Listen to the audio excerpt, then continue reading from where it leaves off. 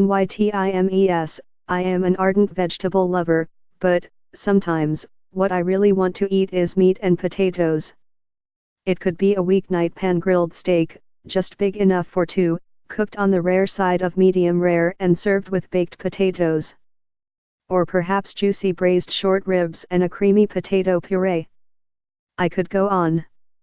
If guests are coming, a simple meat and potatoes option makes for carefree entertaining, especially during the winter holidays.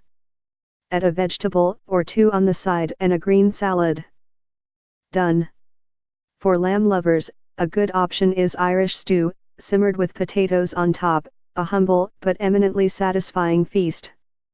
Francophiles can roast a fine garlic-studded leg or shoulder of lamb to send to the table with a potato gratin.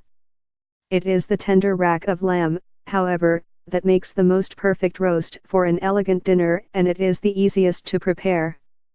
It may be the priciest cut, but a home-cooked rack of lamb is still far cheaper than one from a restaurant. Usually, lamb racks are sold Frenched, trimmed of fat, with the bones separated and scraped clean, and ready to cook. A good butcher will take care of this for you. Supermarket racks often need a bit more trimming. Frenching them at home is not necessary, but to remove extraneous fat. Each 8-bone rack, once cooked, may be sliced into 4 thick chops, my preference, or 8 thin chops, if you prefer. A simple seasoning with salt and pepper is fine, but a little more effort will yield a much more flavorful result.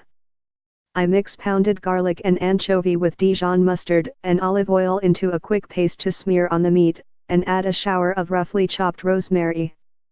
Give this marinade at least 10 minutes to do its work, or longer if possible, up to 8 hours. To combine the meat and potatoes for roasting, I choose my new favorite way with potatoes crushed.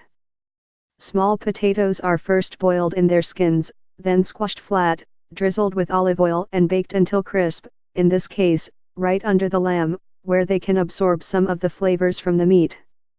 I learned this method from Argentine chef Francis Malman. In Argentina and Uruguay, these potatoes are called papas aplastadas, which simply means flattened or crushed, but sounds fancy. You will find recipes for them in most South American cookbooks, often with directions to crisp on an iron plancha, or griddle, rather than roast.